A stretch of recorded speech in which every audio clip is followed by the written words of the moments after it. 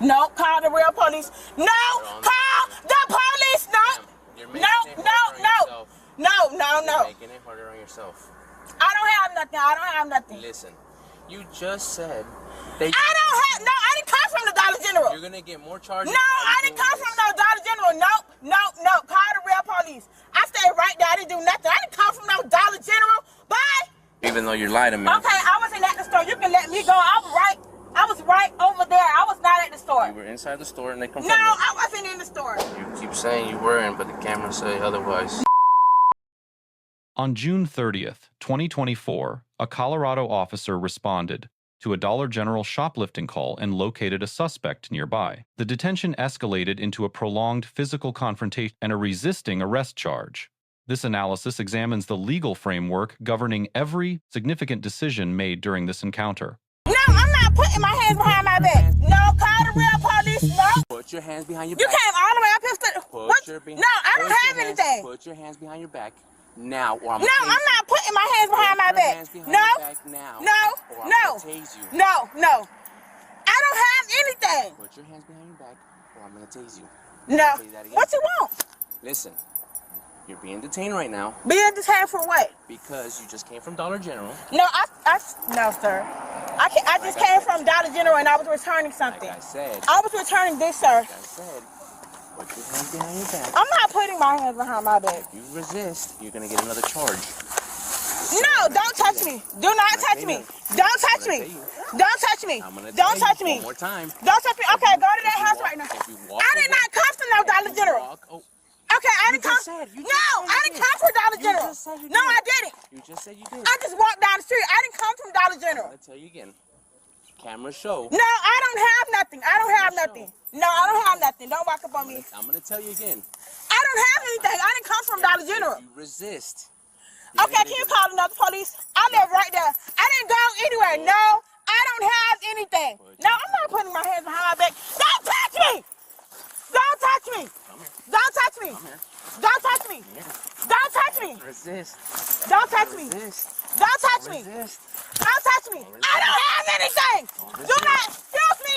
Do not resist. Excuse me, sir! Do not resist. You can go in the house and beat that man right there. I don't have anything! Thank you.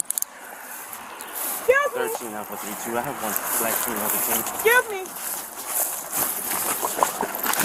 You can make this a lot I don't easier. have anything. No, I didn't just come from Dollar General. Hey! Excuse me! Excuse me! Don't knock on the door! Excuse me! Like I said. Excuse me, sir. Can you go knock on the door? Can you go knock on the door? Excuse me! Can you knock on the door?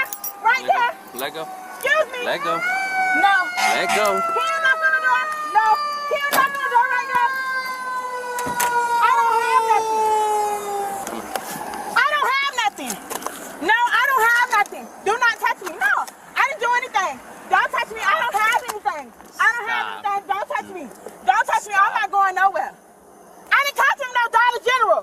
I just was walking down the street. Stole from the store? I didn't go to Dollar General.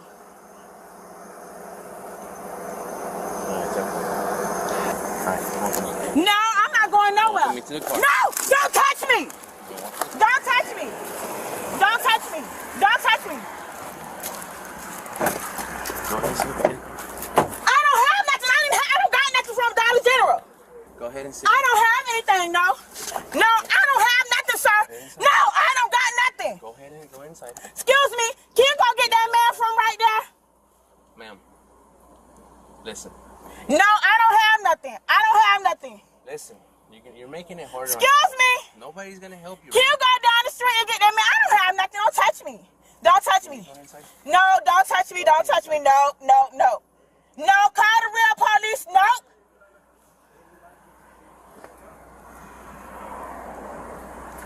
Go ahead. No. It's enabling you. Go ahead and go inside. No, call the real police. No, call the police. No. You're making it harder on yourself. I don't have nothing. Listen, you just said They. I didn't come from the Dollar General. You're gonna get more charges. No, I didn't come from no Dollar General. No. Call the real police. I stayed right there. I didn't do nothing. I didn't come from no Dollar General. Bye. Go inside. No. Go inside. I'm asking you nicely. Go inside. I didn't come from Dollar General. I was just walking down the street. No, excuse me. Okay. Can you call the real police? I'm asking you to go inside. Can you call the real police? I'm asking you to go Call inside. the real police. I'm asking you to go inside. Very nicely. No, don't touch me. Don't touch me. I'm asking you. I don't have anything. Don't touch me. I'm asking you real nicely to go inside. Andre! Okay. You're gonna go inside. Come on. Andre! Come on. Go inside. Andre! Go inside. Andre! Thank you. The initial stop is evaluated under Terry v. Ohio, 1968. A lawful investigative detention requires reasonable, articulable, suspicion, specific, articulable facts suggesting criminal activity. A dispatch call from an identifiable complainant reporting an active shoplifting suspect who fled the scene satisfies that threshold. Under United States v. Sharp, 1985, the duration of a Terry stop must not exceed what is reasonably necessary to confirm or dispel the suspicion. Here, the officer maintained the detention until a second officer reviewed store surveillance footage, a duration consistent with the Sharp standard. The Taser threats require analysis under Graham v. Connor, 1989. That standard evaluates force through three factors: the severity of the crime at issue, whether the suspect poses an immediate threat to safety, and whether the suspect is actively resisting or evading. The crime here is shoplifting, a petty offense under Colorado Revised Statutes, Section 18-408, applicable when the stolen value is under $300. The suspect displayed no weapon, made no attempt to flee, and her resistance was confined to physically pulling away from the officer's grasp. Under Colorado Post standards, electronic control device deployment requires active resistance, not mere verbal noncompliance alone. Issuing ECD threats within 22 seconds of contact against a non-fleeing petty offense suspect presents a significant proportionality concern under Graham. Colorado's Law Enforcement Integrity Act, Senate Bill 217, enacted in 2020, codified at Colorado Revised Statutes. Section 24.31.902 imposes a mandatory de-escalation obligation on all peace officers. Officers must attempt de-escalation when it is safe and feasible before using or threatening force. The footage does not document a sustained de-escalation sequence prior to the first Taser threat, a procedural deficiency under state law. The charge filed resisting arrest under Colorado Revised Statutes, Section 18.8.103 contains a critical statutory provision. The lawfulness of the underlying arrest is not an element of the offense. A person may be convicted of resisting arrest even if the arrest itself is later found unlawful. Physical resistance creates independent criminal liability under Colorado law.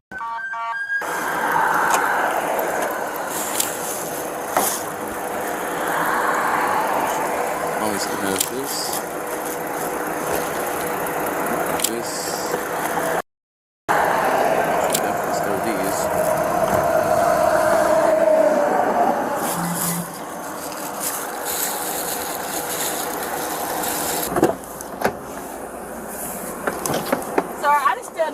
Dollar store. I was walking down the street. I didn't go to the dollar store. Alright, so I already confirmed anyways that you were at the store even though you lied to me. Okay, I wasn't at the store. You can let me go. I was right over there. I was not at the store. You were inside the store and they confirmed No, it. I wasn't in the store. I wasn't in the store. What's your first name?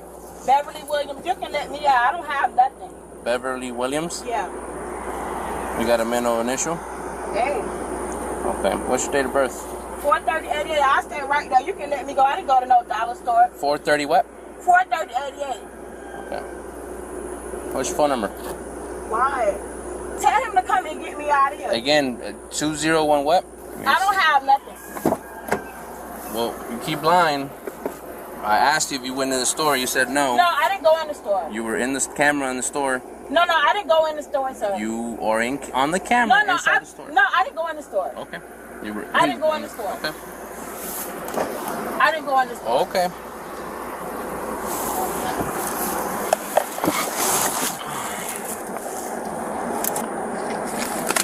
let me go. I stayed right there. I didn't go in no store. I'm right down the street from the house. You can let me go. Can't do that just yet. I wasn't at the dollar store. Okay. I wasn't at no dollar store. Okay. You could call that person right there. You call my baby to come get me out here. Well, you can't leave just yet, so.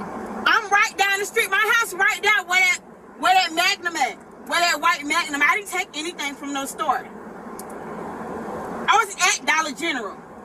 You keep saying you weren't, but the cameras say otherwise. No, I wasn't at Dollar General. You didn't see me at no Dollar General on no cameras.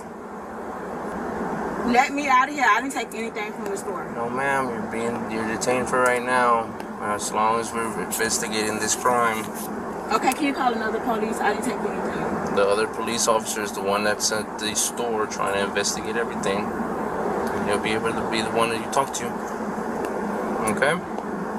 Sir, you just tried to give me HIV. Do not touch me. Okay, that's not how you yes, touch you me. did, sir. Okay, yes, ma'am. You did. Yes, ma'am. The subject's contradictory statements further strengthened the officer's legal position.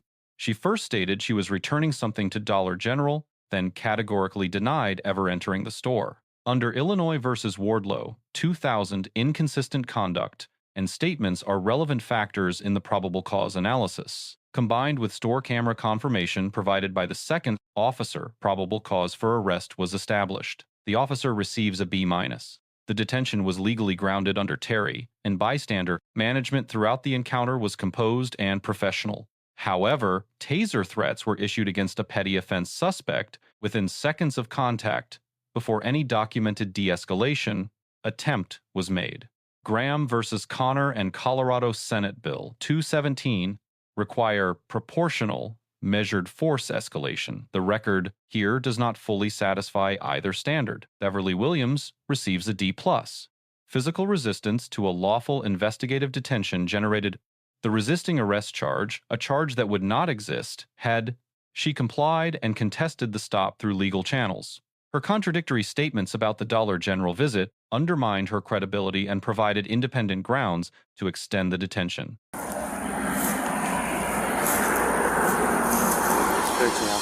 The woman was charged with 1 count of resisting arrest. She is innocent until proven guilty in a court of law. She did not attempt to flee and did not escalate to violence, factors that prevent a lower grade. 3 legal principles emerge from this encounter. First, compliance during detention does not waive the right to contest the stop's legality in court. Physical resistance only generates additional charges. Second, any statement made during a detention can be used to establish probable cause. Silence remains the safer legal choice under the Fifth Amendment. Third, officers operating in Colorado bear a statutory de-escalation obligation under Senate Bill 217 that must be documented before force is used or threatened. Let us know if there is an interaction or legal topic that you would like us to discuss in the comments below. Thank you for watching, and don't forget to subscribe to our channel for more content on police court interactions.